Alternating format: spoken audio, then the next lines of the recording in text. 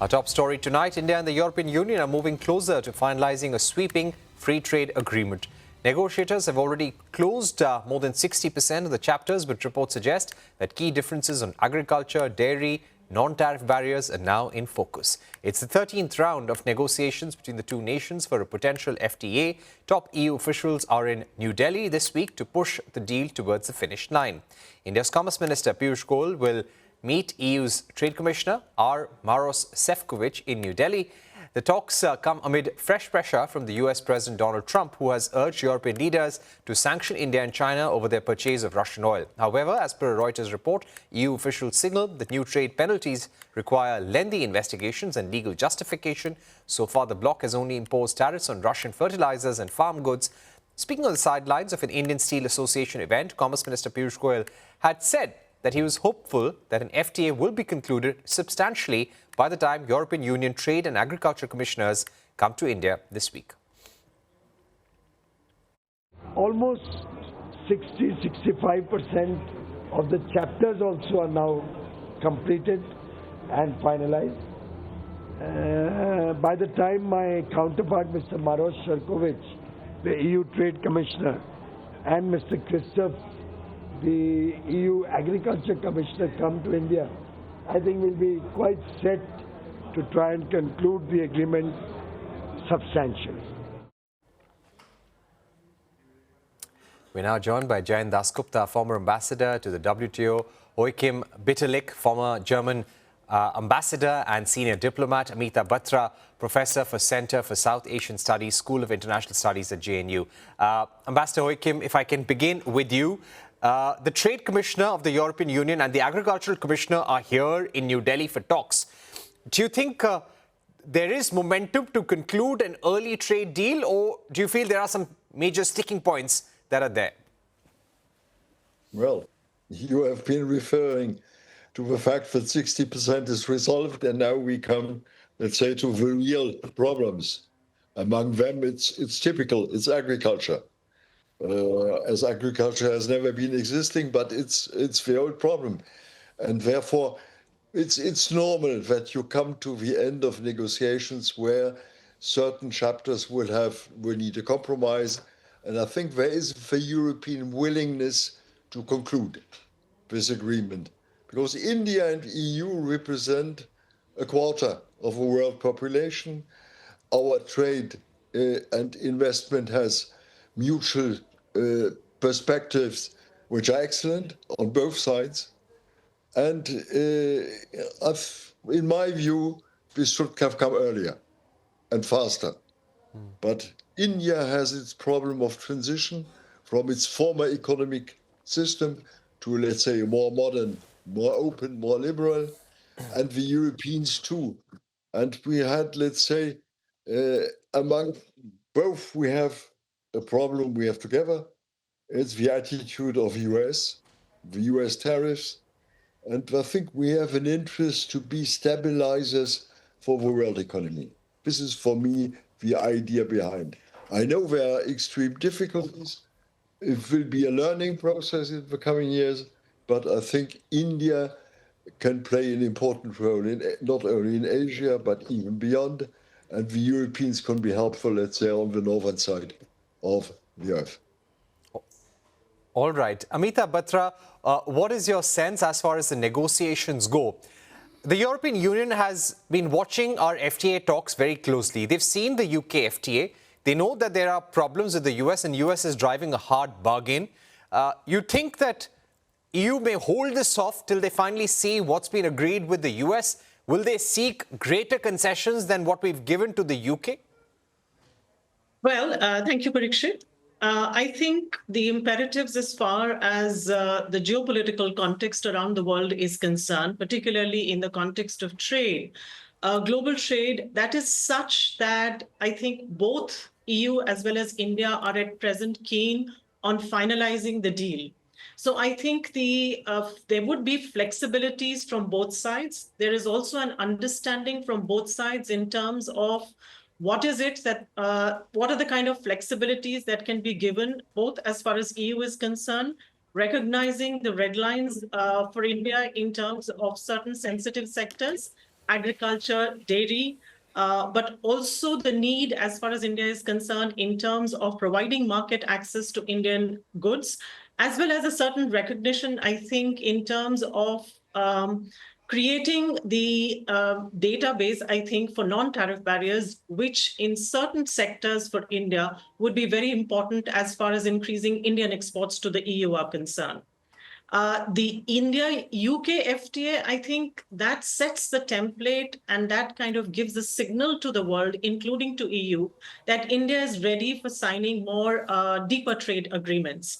Agreements that of the kind that we've not signed earlier. So I think that would also indicate to the EU our readiness to go beyond what we have earlier agreed upon in many of our FTAs, and also our eagerness to take forward the FTA with the EU.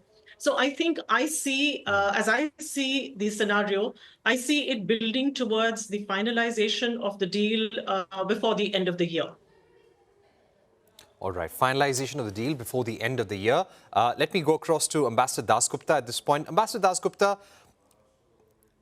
will we be able to work with the same template that we've had with the UK? Can India make concessions on agriculture and dairy? Because the European Union would seek that. Can we draw the red line? Well, in the case of the UK, they didn't have much of agriculture left. But in many parts of the EU, agriculture is also still very important, and it is heavily subsidized, and it is heavily protected. So there are red lines on both sides. We should not forget that. So, EU, of course, is very much interested in processed products like wines and spirits, like cheese, like various kinds of meat, etc., etc. But so is India. So I think, as Professor Amita Batra has mentioned, now because of the pressure from the US and the kind of tariffs which the US has been imposing, there is greater realization that an India-EU FTA, if it is arrived at within the next few months, will compensate partially, if not fully, for the loss of the market in the US.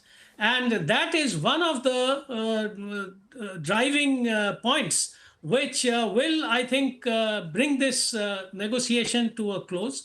What will perhaps happen is that both sides will respect each other's red lines in order to get to an agreement, and not keep pushing and trying to gain some more, access. So it will not be a kind of an agreement which would be a final kind of a thing. But there would be subsequent negotiations also to deepen and widen the agreement, which is Ambassador Dasgupta, the next agreement. Ambassador Dasgupta, the sense that we've been given, and I had interviewed the EU ambassador some months back, and he had clearly said that we're not looking at any interim deal. There will be one full and final deal that we will arrive at. Let me also get Ambassador Joachim once again. Ambassador Joachim, will the EU respect the fact that we've always kept agriculture and dairy out of trade negotiations? And what about the carbon border adjustment mechanism? India has said that EU CBAM is a non-tariff barrier, and we need a carve-out, we need an exemption for Indian companies. Can this happen? There could be flexibility on the last problem, yes, on the tax, on the carbon tax. I think the Europeans have understood this. And I think even on agriculture, there would be, and I think my Indian colleague is right, there would be, let's say, a final compromise, and let's say an open way to discuss potential problems later even. And I look at the agreement of the Europeans with Canada, which is probably the model since a certain time, and the contested agreement of the Europeans with Mercosur, with Latin America, where we have, let's say, trying to reassure the agricultural side inside Europe on certain, let's say, with certain coverage. And it's clear it will be a signature, yes, but at the same time, we have ways and means to continue to observe and to correct if necessary. And in this sense, my Indian colleague is entirely right. Right. Amita, Batra, my final question to you. How do you expect the India-EU FTA to benefit Indian businesses? There are 6,000 European companies based in India. This is the largest trading bloc that we trade with, $135 billion in trade last year. But how do you think Indian businesses will be able to offset the trade uncertainties with the US right now as a result of the India-EU FTA? I think in this case, one, of course, is EU being such a large trading bloc provides a huge market as an alternative to what the US is. Of course, the US deal will be worked out separately, but as far as EU is concerned, diversification in terms of markets, EU remains a potentially very large market.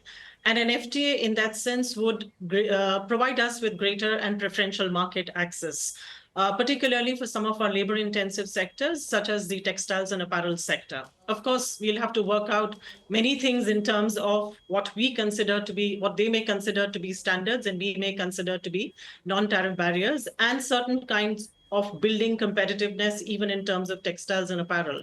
But I think the more important aspect, which we haven't brought in as yet, is in terms of A, rules of origin, and B, in terms of partially bringing in some elements of investment that can assist Indian businesses to integrate with the value chains, global value chains.